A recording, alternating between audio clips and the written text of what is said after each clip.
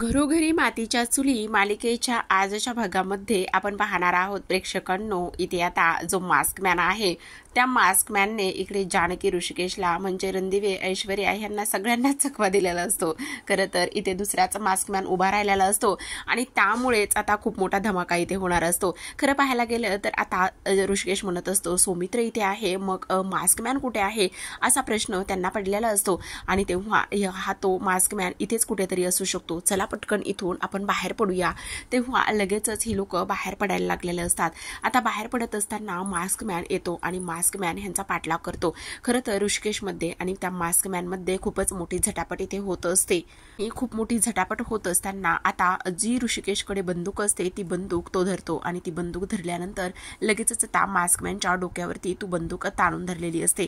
तर आपण पाहतो प्रेक्षकांनो की आता इथे मास्कमॅन जो आहे तो पुढे धावत असतो आणि मास्कमॅन पुढे धावत असताना इकडे आपण पाहतो की जो ऋषिकेश आहे तो सुद्धा त्याच्या पाठी लागलेला असतो। त्याच्या पाठी लागलेला असताना आता इकडे लगेचच ऋषिकेश शेवटी मास्कमॅनला पकडतो, पण मास्कमॅन सुद्धा तेवढाच डेंजर आणि तेवढाच धमाकेदार दाखवलेला आहे बरं का।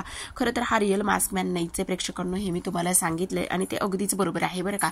आता इकडे काय होतं, लता जानकी आणि त्याचबरोबर माया हे सगळं काही ह्या सगळ्या गोष्टी इथे पाहत असतात आणि हे सगळं पाहत असताना आता आपण पाहतो की लगेचच इकडे जो काही मास्कमॅन आहे त्या मास्कमॅनने ऋषिकेशच्या हातातली बंदूक खाली पाडलेली असते आणि तेव्हा लगेचच त्याने आता इकडे जो ऋषी आहे त्याच्यावरती बंदूक ताणून धरलेली असते। आता ऋषिकेशच्या हातातली बंदूक जी आहे ती खाली पडलेली असल्या कारणाने आपण पाहतो की लगेचच आता जानकी ती बंदूक उचलते आणि लगेच त्या मास्कमॅनच्या हातातल्या बंदूकवर हातावरच गोळी झाडते। तो थोडासा जखमी होत असतो जानकीच्या ह्या वार करण्यामुळे आणि थोडासा जखमी झाल्यानंतर आपण पाहतो आता की कशा पद्धतीने इकडे जी जानकी आहे जानकीने हे हुशार दाखवल्यामुळे तो पकडला गेलेला असतो। तेव्हा सौमित्र आणि तेव्हा ऋषिकेश धावतात, त्याला पूर्ण ओपन करतात आणि त्याचा चेहरा पाहतात। तेव्हा लगेचच आता लताबाई आणि त्याचसोबत इकडे माया म्हणत असते हा तर रवी आहे, मग हा रवी कोण असं विचारल्यानंतर आपण पाहतो की हा रवी तोच असतो जो ह्यांना राशन पाणी माल सामान वगैरे आणून देणारा हा तोच असतो। तेव्हा लगेचच आता हा खरा मास्कमॅन नाहीये असं सुद्धा समजतं आणि मास्कमॅन दुसराच आहे हे सुद्धा कळलेलं असतं आणि तेव्हा लगेचच आता तो रवी चकवा देऊन तिथून निघून जातो, पळून जातो।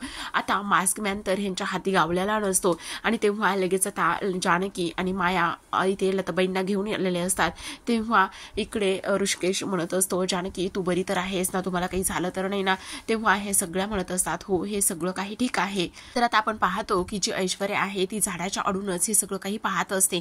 तेव्हा ती विचार करते म्हणजे जी लताबाई आहे ती तर आता इकडे जानकीला मिळाली, जानकीला तिची आई सुद्धा मिळाली आणि त्याचबरोबर जो इथे मास्कमॅन आहे त्याला प्रॉपर्टीचे पेपर सुद्धा मिळाले, मग मला काय मिळालं? मला तर काहीच मिळालं नाही असा इथे ती विचार करत असते। तर आपण पाहतो प्रेक्षकांनो तर आता जे नाना आहे ते घरी आलेले असतात आणि नाना घरी आल्यानंतर ते ह्या सगळ्यावर चिडचिड करत असतात। ते म्हणत असतात अरे पोरांनो जरा तरी तुम्ही नीट वागायला हवं, जरा तरी ह्या सगळ्या गोष्टी व्यवस्थित करायला हव्या ना। अरे मला ह्या सगळ्या गोष्टी करण्याआधी एकदा तरी सांगायला हवं, विश्वासात घ्यायला हवं ना। मी तुमचा बाप आहे तर मग तुम्ही मला ह्या सगळ्या गोष्टी सांगणार नाही आहात का सांगणार नाही आहात तुम्ही मला ह्या सगळ्या काही गोष्टी? तेव्हाच अवंतिका म्हणत असते हे बघा नाना प्लीज तुम्ही नका काळजी करू आणि तुम्हाला का नाही ह्या सगळ्या गोष्टी सांगितल्या तर तुम्हाला टेन्शन येईल, तुम्ही विचारात पडाल आणि त्याचबरोबर काळजी कराल म्हणून तुम्हाला नाही हे सगळं काही सांगितलं, सगळं बरं होणार आहे। तर आता आपण पाहतो की इकडे जानकी लताबाईंना घरी घेऊन आलेली असते आणि जानकी लताबाईंना घरी घेऊन आल्यानंतर सगळेजण पाहतच असतात। आता हीच लताबाई इथे काहीतरी ऑडिशन वगैरे देण्यासाठी आली होती, इथे जानकीची सासू बनायला आली होती, ऋषिकेशची आई बनायला आली होती, तीच लताबाई आज पुन्हा जानकीची खरी आई म्हणून या घरामध्ये एंटर झालेली असते, हे सुद्धा आपण पाहत आहोत। आता सगळेजण छान पद्धतीने इथे लताबाईचं आणि मायाचं स्वागत करत असतात। जानकी लताबाईंना सोफ्यावरती बसवते, माया सुद्धा तिच्या बाजूला बसते। तेव्हा लगेच अवंतिकाला ती पाणी घेऊन यायला सांगत असते। इकडे आजी तर आवाजूनच डोळे मोठे करूनच पाहत असतात। अवंतिका माया आणि त्याचबरोबर इथे लताबाईंना पाणी देते आणि त्या दोघी सुद्धा पाणी पित असतात। आता लगेच सुमित्रा विचारत असते ह्या कोण आहेत? तेव्हा माया म्हणत असते मी माया कुलकर्णी आणि तेव्हा इकडे जानकी म्हणत असते हो आई ही माया आहे। ह्या मायाला सुद्धा इकडे जो मास्कमॅन आहे ना त्याने तिथे किडनॅप करून ठेवलं होतं, कैद करून ठेवलं होतं असं इकडे ती बोलत असते। तेव्हा तुम्हाला का किडनॅप आणि कैद करून ठेवलं होतं असं विचारल्यानंतर आपण पाहतो की आता लगेचच ती म्हणत असते ते सगळं मला नाही माहिती त्याने असं का केलं, कशामुळे केलं, पण तुम्हाला एक गोष्ट सांगू का, तो मास्कमॅन खरंच खूप डेंजर आहे. तर इकडे लताबाई म्हणते हो, तर त्याने आम्हाला एका अंधाऱ्या खोलीमध्ये डांबून ठेवलं होतं. का ठेवलं होतं, कशामुळे ठेवलं होतं हे तर गोष्टी तो सांगतच नव्हता. पण सगळ्यात महत्त्वाची गोष्ट म्हणजेच की हे सगळं काय चाललंय, कशा पद्धतीने चाललंय ते सुद्धा कळत नव्हतं. त्याने आम्हाला खूप त्रास दिला वगैरे वगैरे हे सगळं काही इथे आता ती बोलत असते. तेव्हाच आपण पाहतो प्रेक्षकांनो की आता इकडे सगळ्यांना जो त्रास झालेला आहे तो त्रास इकडे ते सगळेजण पाहत असतात. त्याचबरोबर लताबाई त्या मास्कमॅनने कसा त्रास दिला, काय दिलं हे सगळं सांगत असते. पुन्हा सुमित्रा म्हणत असते ते सगळं ठीक आहे, पण ही मुलगी कुठे राहते, काय करते. आणि तेव्हाच जानकी म्हणत असते हो आई, ही माया आहे, माया कुलकर्णी. हिला सुद्धा आई बरोबरच त्या मास्कमॅनने किडनॅप करून ठेवलं होतं. आणि तेव्हाच माया म्हणत असते हो, माझे आई वडील मुंबईला असतात, मी मुंबई शहरामधूनच आहे, पण ह्या मास्कमॅनने मला का आणि कशामुळे पकडून ठेवलं हे तर आम्हाला त्याने शेवटपर्यंत नाही सांगितलं. आणि तेव्हा लगेचच नाना म्हणतात की तुम्ही नका काळजी करू, आता सगळं काही ठीक झालंय ना. पण हे बघ जानकी, तू एखादी गोष्ट करायची ठरवलीस ना तर ती गोष्ट तू करूनच ठेवतेस बघ. खरंच तुझं कौतुक करावं तेवढंच कमी आहे बघ. तू बोललीच होतीस की काही जरी झालं ना तरी सुद्धा मी माझ्या आईला सोडवेल, आणि आज तू तुझ्या आईला सुद्धा सोडवलं आहेस बघ. असंच आता इकडे जानकीचे सगळेजण बोलून कौतुक करत असतात. पण जानकी म्हणत असते नाही, हे सगळं मी एकटीने नाही केलेलं. ह्या सगळ्या गोष्टीमध्ये इथे सौमित्र भाऊजी, अवंतिका, त्याचबरोबर ऋषिकेश आणि सारंग भाऊजी ह्या सगळ्यांचं तेवढं जास्त सहकार्य आणि मदत लागलेली आहे. तेव्हाच आता इकडे लताबाई म्हणत असतात खरं सांगू का, इथे आता मला तुम्हा सगळ्यांची माफी मागायची आहे. जेव्हा मी कैदेत होते ना, इथे सुमित्रा वहिनी आणि त्याचबरोबर इथे नानासाहेब, तुम्हा दोघांची सुद्धा माफी मागायची आहे. मी तुमची गुन्हेगार आहे. मी जे काही वागले, जे काही केलं त्यामुळे मला पश्चाताप होतोय. पण जेव्हा कैदेत होते ना तेव्हा मला एकच गोष्ट खात होती, एकच गोष्ट सलत होती, आणि ती म्हणजेच की इथे मला तुमची माफी मागायची, पश्चाताप करण्याची एक संधी देव परमेश्वर देईल की नाही हेच होतं. पण आज मी तुम्हा सगळ्यांची अगदी मनापासून माफी मागते ज्या झालेल्या गोष्टी आहेत त्याबद्दल. आता लगेचच आपण इकडे दुसऱ्या बाजूला वळूयात. दुसऱ्या बाजूला मात्र ऐश्वर्या घरी आलेली असते आणि तिची खूपच जास्त प्रेक्षकांना चिडचिड होते बरं का. ती म्हणत असते नाही डॅड, ह्या मास्कमॅनने मला फसवलंय.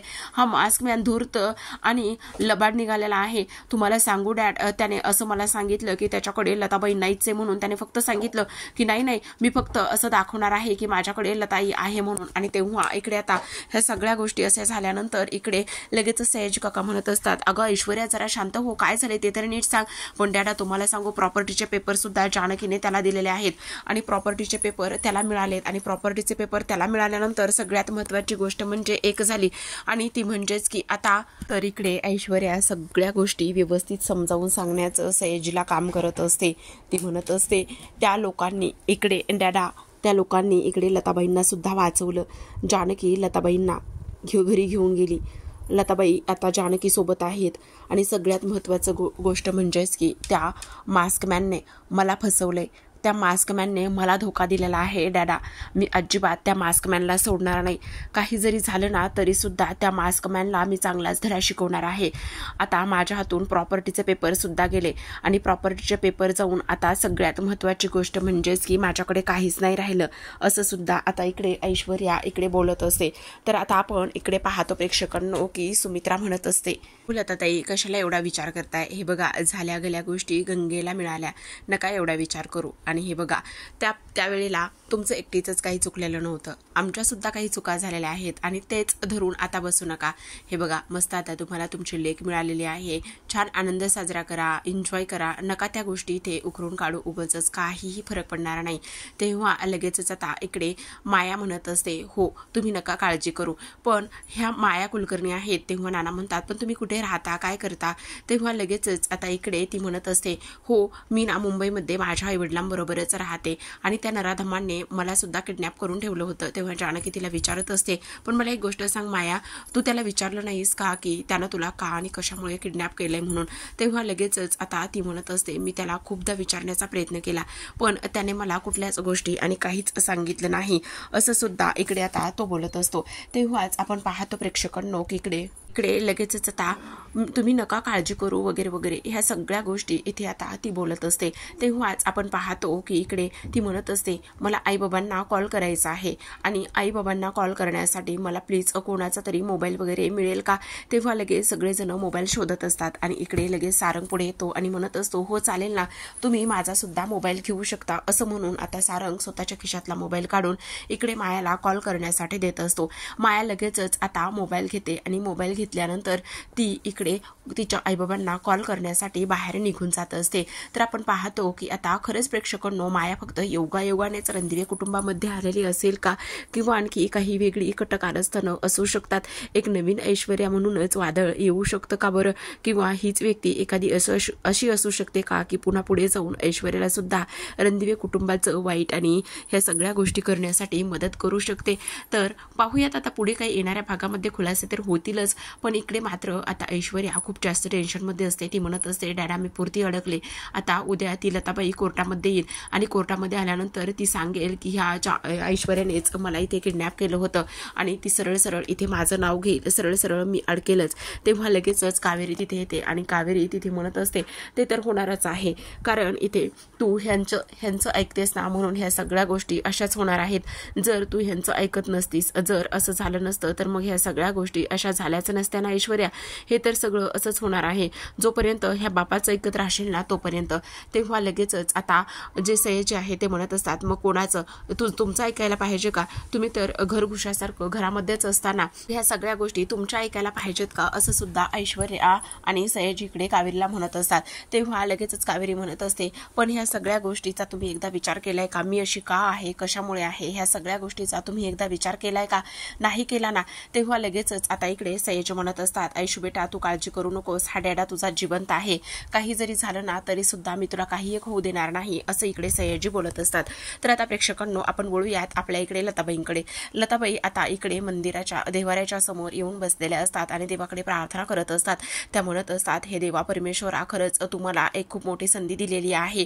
इथे मला माझ्या जानकीला भेटण्याची संधी दिलीस आणि मला माझ्या जानकीचा हा सुखी संसार पाहता आला. त्याचबरोबर इथे मला तिच्यावर भरभरून प्रेम करता येईल आणि आता मला माझ्या मुलीचं हे सुख तिला माझ्या वाटणीचं सुद्धा दे, असं सुद्धा आता इकडे लताबाई म्हणत असतात. त्याचबरोबर आतापर्यंत माझ्या हातून खूप चुका झालेल्या आहेत आणि त्या चुका सुधारण्याची सुद्धा मला एकदा तू संधी दे, असं सुद्धा आता इकडे ते बोलत असतात. तेव्हाच प्रेक्षकांना आपण पाहतो की जानकी आलेली असते आणि ती म्हणत असते, अगं आई काय करतेस तू हे? अगं फक्त इकडे मुलीच्या सुखासाठीच प्रार्थना करणार आहेस का? पुढे काही बोलणार आहेस की नाही, हे सुद्धा इकडे ती बोलत असते. आणि तेव्हा आपण पाहतो की आता लगेच सकाळपासून इकडे देवाकडे मुलीला सुखी ठेव, आयुष्य दे, हे सगळं मागत आलेले आहेस, पण त्या देवाकडे तू हे नाही मागितलंस का की मुलीकडे असं सुद्धा म्हणजे भूक लागली आहे आणि मला माझ्या मुलीला जेवायला द्यायला वगैरे सांग, ह्या गोष्टी तुला नाही का मागता आल्या ग आई, असं सुद्धा आता इकडे जानकी बोलत असते आणि सांगण्याचा प्रयत्न करत असते.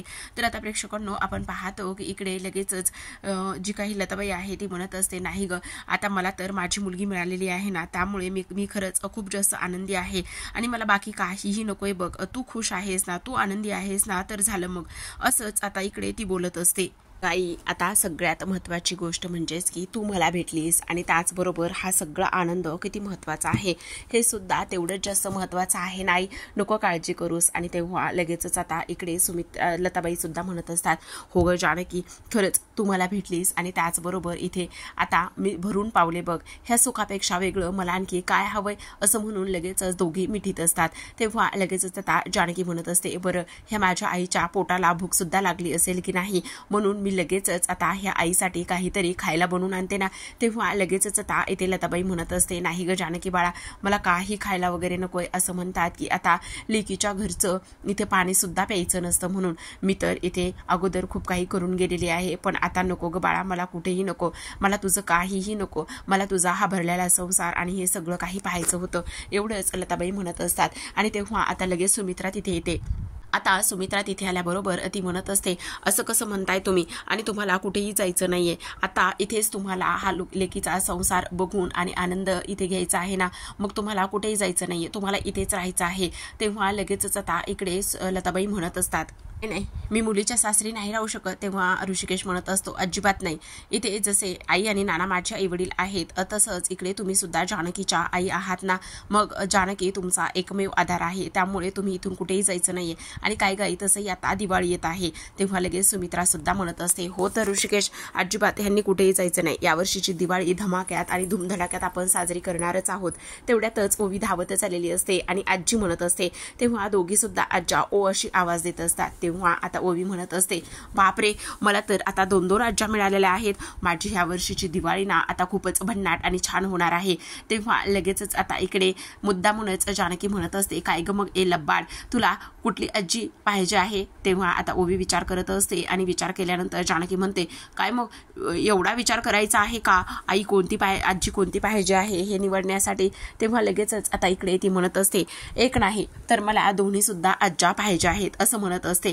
तेव्हाच आपण पाहतो की आता ह्या वर्षीची माझी दिवाळी खूप धमाल आणि मस्त होणार आहे. का असं विचारल्यानंतर, कारण माझ्या ह्या दोन्ही आज्याकडून मला खूपच गिफ्ट 2-2 मिळणार आहेत ना, म्हणूनच. तेव्हा लगेच आता आपण पाहतो की इकडे सुमित्रा म्हणत असते, खरंच खूपच लबाड आहे, म्हणूनच मी म्हणते ना ही खूप लबाड आहे. बघा आता आपण पाहतो की इकडे दुसऱ्या बाजूला सौमित्र आणि अवंतिका त्यांच्या खोलीमध्ये असतात. सौमित्र अवंतिका आता खोलीमध्ये असताना अवंतिकाला सौमित्र सगळा तिथे घडलेला प्रसंग सांगत असतो. तो म्हणत असतो की इकडे मला मास्क मॅनचे कपडे घातले होते आणि मास्क मॅन म्हणून मला त्या चेअरवरती बसवलं होतं आणि तेव्हा इथे जो काही ऋषिकेश दादा आहे तो माझ्यावर गोळी झाडणार होता. तेव्हा लगेचच अवंतिका घाबरते आणि तो म्हणत असतो, पण नको काळजी करूस, जानकी वहिनीच्या प्रसंगावधानामुळेच हे सगळं काही शक्य झालेलं आहे. तुला एक गोष्ट सांगू का, जानकी बहिणीने तू दिलेले शूज पाहिले आणि त्यामुळेच आता इकडे जानकी बहिणीला कळलं की मी सौमित्रच आहे म्हणून, आणि त्यामुळे ऋषिकेश दादाने माझ्यावर बंदूक चालवण्यापासून तो थांबला. तेव्हाच आता अवंतिका म्हणते, हे काय आहे सोमी, हे सगळं म्हणजे तुझ्या जीवावर बेतलं होतं. ती ऐश्वर्या अजून किती आणि कसल्या खालच्या थराला जाणार आहे, ती काय काय गोष्टी करणार आहे हे तर मला समजत नाही. तुला एक गोष्ट सांगू, जेव्हाच इथे मला मास्क मॅन म्हणून त्या मायासमोर बसवलं होतं आणि मायासमोर मायाला बंदूक ताणून मला ठेवलेलं होतं, पण तू नको काळजी करूस, जानकी वहिनीच्या प्रसंगावधानामुळे मी आज वाचलो आहे, मला काही झालेलं नाहीये. तेव्हा तू आता मला किती आणि कसंही सतावू शकतेस. पण इकडे मात्र अवंतिका खूप टेन्शनमध्ये असते. ती म्हणत असते, पण हे सगळं त्या ऐश्वर्यामुळे झालेलं आहे, आणखी किती खालच्या थराला जाणार आहे ती. पण इकडे सौमित्र म्हणत असतो, हो पण तू दिलेले शूज मात्र कामी आले आणि त्या शूजमुळेच आज इथे मला जानकी बहिणीने ओळखलं. तेव्हाच अवंतिका आता इकडे सौमित्राला म्हणत असते, नाही सोमी, हे असं व्हायला नको होतं. आणि तेव्हा लगेचच तुला काही झालं असतं तर, म्हणून त्याच्या गळ्यामध्ये पडते आणि लगेचच रडायला सुरुवात करत असते. तेव्हा लगेचच सौमित्र म्हणत असतो, हे बघ मला काहीच झालेलं नाहीये, प्लीज तू शांत हो ना, काही झालेलं नाहीये, रडू नको. पण इकडे अवंतिका खूप जास्त टेन्शनमध्ये आलेली असते आणि ती म्हणत असते, नाही मला हे सगळे विचार करूनच खूप कासावीस होते. तेव्हा आता ऐश्वर्याला त्या चांगली शिक्षा झाली पाहिजे सौमित्र, आता आपण तिला सोडायचं नाहीये, असंच अजिबात सोडायचं नाहीये. ह्या सगळ्या गोष्टी इथे आता ती बोलत असते. तेव्हाच आता इकडे, हे बघ मी तर आता तुझ्या समोर असा उभा आहे, काय त्रास द्यायचा आहे तेवढा तू त्रास मला देऊ शकतेस, असंच आता इकडे सौमित्र म्हणत असतो. तेव्हाच आता इकडे अवंतिका म्हणत असते, सोमी तुला अजून सुद्धा इथे मस्करी सुचत आहे, मी मस्करीच्या मूडमध्ये नाहीये. ती ऐश्वर्या एवढ्या खालच्या थराला कशी जाऊ शकते? अरे तुला विचार करवतोय का? ती तुझ्या जीवावर उठली होती, तुला मारण्याचा तिने प्रयत्न केला, अजून ती काय आणि काय काय करणार आहे. मला तिला अजिबात सहन करायचं नाहीये. आता काही जरी झालं ना कोर्टामध्ये तिला अशी शिक्षा द्यायची ना. आता तो म्हणत असतो, तू काळजी करू नकोस अवंतिका, कारण आता काही जरी झालं ना तरी सुद्धा लताबाईंना आपण इथे कोर्टामध्ये सादर केलं तर सगळंच होणार आहे. कारण जानकी बहिणीला कशामुळे अटक झाली होती, तर लता काकूंच्या खुनाच्या आरोपाखाली अटक झाली होती. मग आता लता काकूच आपल्यासोबत आहेत म्हटल्यावरती इथे काही जरी झालं ना तर ऐश्वर्याला आता शिक्षा भोगावीच लागणार आहे. तर आता प्रेक्षकांनो आजच्या भागामध्ये एवढंच. उद्याचा भाग पाहूयात, पण त्याआधी चॅनलवर नवीन असाल तर नक्की चॅनलला सबस्क्राईब करा. आता हे माया नावाचं जे काही वादळ किंवा माया नावाचं हे काही रसायन इथे ह्या रणदिव्यांच्या घरामध्ये त्यांनी आणलेलं आहे ना, ते कोण आहे काय आहे हे तर आणखी काही व्यवस्थित नाही कळलेलं. पण इकडे जानकी आणि त्या दोघी बोलत असतात तेव्हा खरा मास्क मॅन पुन्हा तिथे आलेला असतो. आता त्या दोघी बोलत असतानाच आपण पाहतो की इकडे जी माया आहे ती इथे जानकीला सांगत असते. ती म्हणत असते, तुम्हाला एक गोष्ट सांगू का, तो मास्क मॅन कोण आहे काय आहे हे माहिती नाही, पण त्याला ना आता तुमच्या जानकी वहिनी तुम्हाला ना एक गोष्ट सांगायची आहे. त्या मास्क मॅनची दुश्मनी फक्त आणि फक्त तुमच्या सोबत आहे. तुमच्या सोबतच त्याला वैर आहे आणि तो तुमच्या सोबतच काहीतरी करणार आहे हे मात्र नक्कीच आहे. त्याला आमच्याशी काहीच प्रॉब्लेम नव्हता ना, माझ्याशी नाही ते लता काकूंशी. तुमचा त्याचा सगळ्यात मोठा दुश्मन तुम्ही आहात असं जानकीला इथे जी माया आहे तिने सांगितलेलं असतं. आता प्रेक्षकांनो दुसऱ्या दिवशीची वेळ असते. ऐश्वर्या कोर्टामध्ये निघालेली असते. तेव्हा ऐश्वर्याच्या गाडीसमोर एक गाडी येऊन उभी राहते. तेव्हाच आता ऐश्वर्या रागानेच गाडीतून खाली उतरते आणि म्हणत असते, कोण आहेस, डोळे गेलेत की तुझे, रस्त्यावर गाडी चालवतो की आणखी काही चालवतो का, तुझ्या बापाचा रस्ता आहे का, असं बोलत असतानाच आता मास्क मॅन पुन्हा इकडे जी काही ऐश्वर्या आहे तिच्या समोर येऊन उभा राहिलेला असतो. ते दोघे जण आता भेटतात. आता फक्त आणि फक्त ह्या दोघं भेटलेले दाखवत आहेत, पण बाकीचं काहीच त्यांचं बोलणं वगैरे हे सगळं काहीच दाखवलं नाही. तर आपण पाहतो की आता इकडे जे काही धर्माधिकारी वकील आहेत ते इकडे ऐश्वर्याला भेटलेले असतात आणि धर्माधिकारी वकील ऐश्वर्याला भेटल्यानंतर इकडे ते म्हणत असतात, आता तुम्ही बघाच त्या लताबाईंची विकेट मी इथे कोर्टामध्ये कशी पाडतो आणि काय करतोय ते. आता त्यांचे उलटे फासे आणि उलटच त्यांच्यासोबत सगळं काही होणार आहे असं धर्माधिकारी बोलत असतो. तर अशाच नवनवीन मालिकांचे अपडेट जाणून घ्यायचे असतील, पाहायचे असतील तर नक्की चॅनलला सबस्क्राईब करा. व्हिडिओ पाहिल्याबद्दल धन्यवाद.